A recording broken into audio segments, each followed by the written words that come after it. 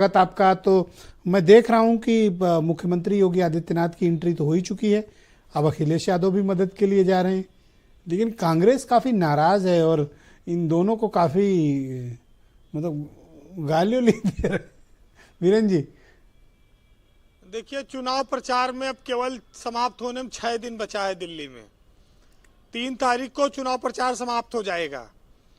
लड़ाई सीधी है। कांग्रेस उसमें जहां भी है उसकी स्थिति ऐसी नहीं है कि कोई ये कहे कि वो सरकार बनाने जा रही है, तो आप उसको ये कह सकते हैं कि वो अलग थलग पड़ चुकी है। विपक्ष में जितने नेता हैं वो सब केजरीवाल की मदद कर रहे हैं। कांग्रेस अकेली है, वो लड़ रही है, दिल्ली में लड़ने के लिए लड़ रही है। लोकसभा में भी उनको कोई सीटें नहीं आई थी, विधानसभा में भी उनके पास कोई सीटें नहीं थी पहले। लेकिन इन सब के इतर ब्रजेश जी, ये जो दिल्ली का चुनाव है ये भाजपा के लिए एक अंतिम मौका है सत्ता में आने का, क्योंकि पिछले 15 सालों से अगर आप देखें, पहले कांग्रेस रही, फिर आम आदमी पार्टी आ गई, तो बीजेपी कोशिश कर रही है और मोदी के इतने प्रभाव के बाद भी दिल्ली में भाजपा सरकार नहीं बना पाई। अगर ये चुनाव भाजपा हार जाती है तो फिर 2030 में चुनाव होगा और 2030 तक फिर अगला चुनाव लड़ने के लिए कौन चेहरा रहेगा, क्या रहेगी स्थिति, ये अभी इससे कुछ कहा नहीं जा सकता। तब तक समय बहुत बदल चुका होगा। तो मोदी युग में दिल्ली में ये भाजपा के लिए एक अंतिम अवसर है कि वो इस सत्ता को अगर हथिया सकती है तो कोशिश करे। वैसे रही दूसरी बात कि दिल्ली राज्य के चुनाव में अगर बीजेपी में सीएम कैंडिडेट तो कोई है नहीं, लेकिन अगर कोई सीएम जा रहा है तो यूपी के जा रहे हैं। योगी आदित्यनाथ की डिमांड बहुत ज्यादा है और यही वजह है कि उन्होंने, देखिए, वहां पर गंगा यमुना के पानी को लेकर मामला उठाया और कुंभ जो आस्था का प्रतीक है वो दिल्ली में भी काफी हावी है और प्रभावी है।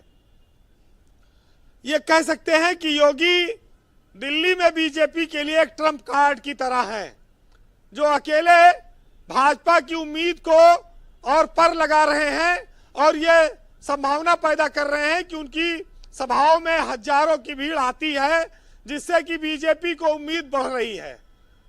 ये जरूर है कि बीजेपी के पास इसके अलावा कोई ऐसा मास लीडर अभी तक वहां जमीन पर नहीं उतरा जो रैलियां कर रहा हो। बड़े नेता आ रहे हैं लेकिन वो डोर टू डोर कैंपेन में भी हैं, वो सीधे रैली में नहीं आए हैं। दूसरी बात एक और कहूंगा कि दिल्ली का चुनाव वो जीतेगा जिसको महिलाएं वोट करेंगी। महिलाओं का जो मत है वो बहुत निर्णायक होगा और ये दिल्ली में सारे दलों के लिए ये बात स्पष्ट रूप से समझी जा सकती है।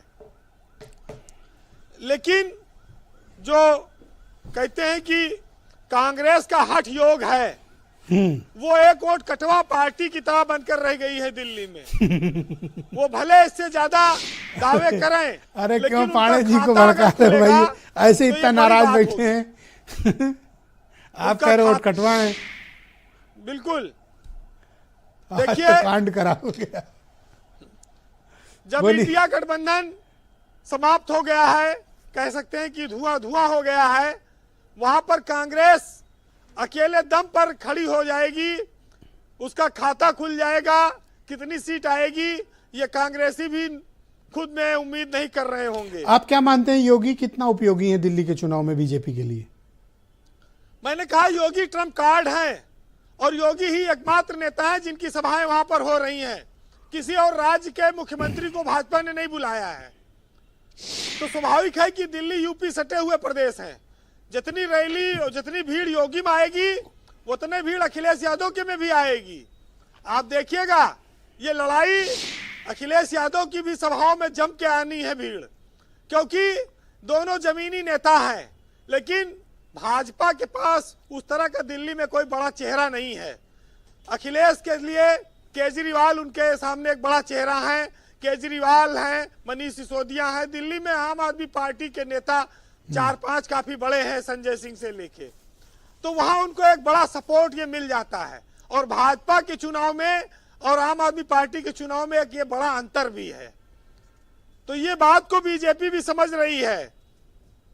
वैसे इंडिया गठबंधन समाप्त हो चुका है और रेवड़ियों का भी अपना अपना दौर है। लेकिन ब्रजेश जी, एक बात तो साफ हो गई कि यमुना को साफ करने से न वोट मिलता है, न साफ पानी पिलाने से वोट मिलता है, न सड़कें बनाने से वोट मिलता है और न कूड़ा उठाने से वोट मिलता है।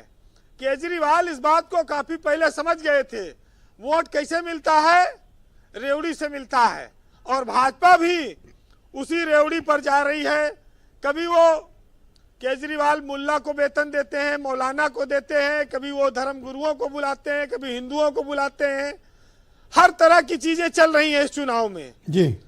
तो दिल्ली का चुनाव न तो शुद्ध पर्यावरण की बात कर रहा है, न पानी की बात कर रहा है, न मीना की बात कर रहा है, न ट्रैफिक की बात कर रहा है। वो तो बस खाली यह है कि फ्री में क्या मिलेगा, यही आखिरी दिन देखिएगा इफेक्टिव होगा। गली मोहल्ला हर जगह यही चीज आएगी। लेकिन कांग्रेस लड़के देख रही है 5 तारीख को चुनाव हो जाएगा, 8 को मतगणना होगी जी, सबकी स्थिति साफ हो जाएगी। अगर नाराजगी है कि सीट नहीं मिल पाई उस वजह से लड़ रहे हैं तो स्वाभाविक है।